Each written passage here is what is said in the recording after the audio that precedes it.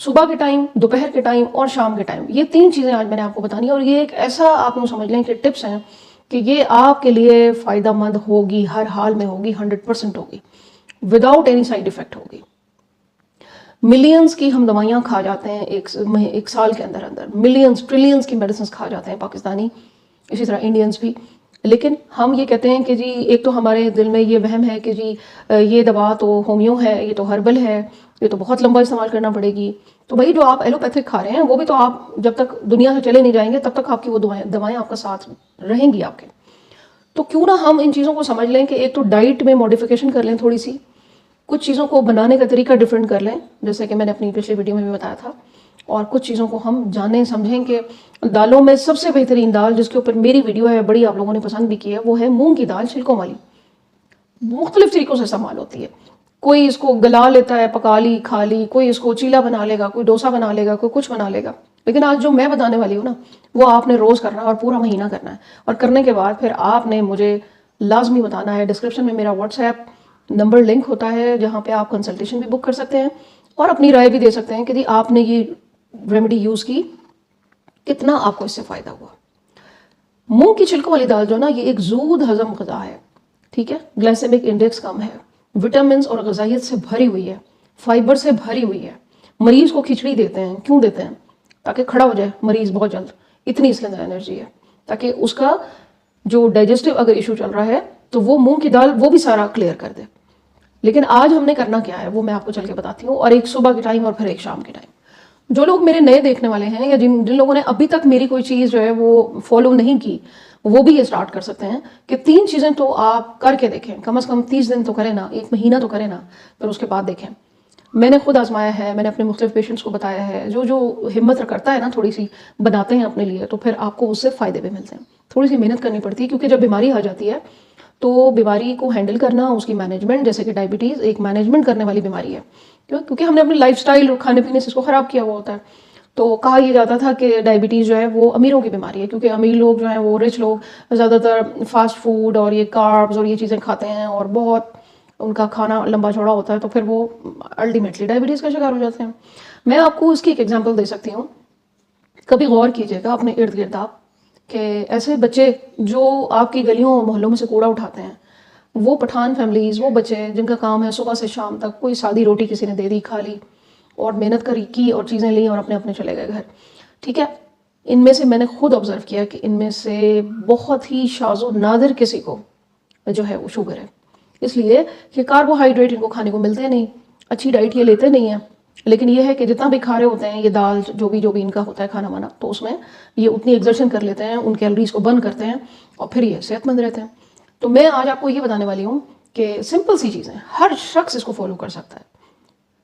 बूढ़ा है, जवान है, प्री डायबिटीज़ वाला है, अमीर है, गरीब है, करना चाहिए। सबसे पहले गर्मी के मौसम में मेथी दाना को पका के इस्तेमाल मत करें कहवे की शक्ल में। उसको आप सिंपल पानी के अंदर भिगोएं और सुबह उठ के 1 गिलास वो सिर्फ पानी पी लें। मेथी दाना भी मत खाएं बेशक आप।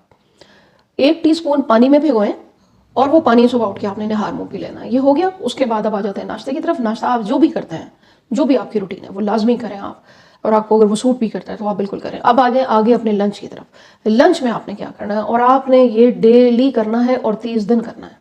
मूंग की दाल छिलकों वाली आपने अगर 1 पर्सन के लिए बना रहे हैं तो आपने 3 टेबलस्पून मूंग की दाल छिलकों वाली, इसको आपने थोड़ा सा भिगो दें पहले 20-25 मिनट। उसके बाद आप इसको उबाल लें, ठीक है। जब ये उबाल लिया आपने, सॉफ्ट हो गई, कच्चा नहीं रखना, क्योंकि वो बहुत से लोगों को डाइजेशन में प्रॉब्लम करता है। थोड़ा सा उसको गलाना है और ज़्यादा भी नहीं, बिल्कुल उसको गला लेना। जब वो गल जाए फिर आपने अपना सैलेड का एक बोल बनाना है।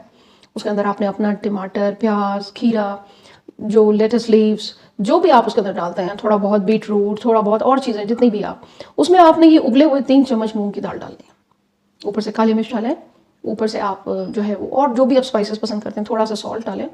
ये डेली आपने खाना है, अपने लंच के साथ खा लें, बेशक इसको लंच समझ के खा लें।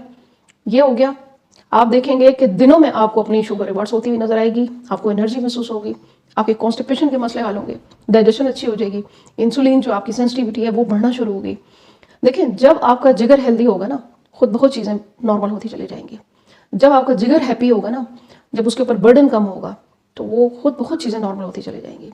जिगर दिन भर जो दवाओं का बोझ उठाता है, जो बीमारी का बोझ उठाता है, वो आपको पता ही नहीं है। सोते में जब आपको शुगर की ज़रूरत होती है, जब आपको ग्लूकोज की ज़रूरत होती है, उस वक्त आपका जिगर फिर दोबारा काम कर रहा होता है, वो आपको पता ही नहीं है। तो जिगर को हैप्पी रखने के लिए इसके ऊपर थोड़ा सा आप लेमन भी डाल सकते हैं।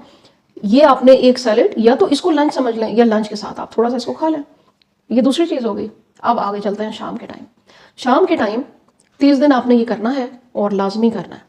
आपने शाम को, अगर आप दूध वाली चाय पीते हैं तो वो आपने छोड़ देनी है। जितने भी शुगर के मरीज आ रहे हैं मेरे पास, प्री डायबिटीज़, इवन डायबिटीज़, साथ में कमर का दर्द, घुटनों का दर्द, टांगों का दर्द, जोड़ों के मसाइल, अरेथ्राइटिस, इन्फ्लेमेशन लाजमी होती है। एंटी इन्फ्लेमेटरी का काम करते हैं ये जो भी मैंने सैलेड आपको बताया था।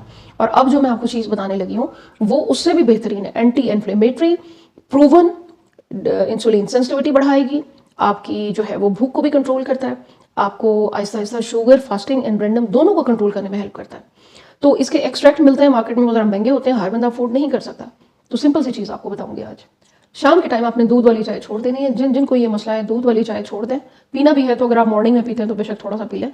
शाम को आपने 1.5 इंच दालचीनी का टुकड़ा और 2 इलायची, छोटी ग्रीन इलायची जो होती है खुशबू वाली, वो डालकर, एक बंदे के लिए 1.5 इंच दालचीनी, जो भी दालचीनी अवेलेबल है आपके पास, सिलोन है वो ले लें, बेहतरीन हो जाएगा, नहीं है तो आप दूसरी ले लें, कोई और आपको मिलती है। इसका आपने एक कहवा सा बनाना है, नीम गर्म करके, वो आपने पीना है।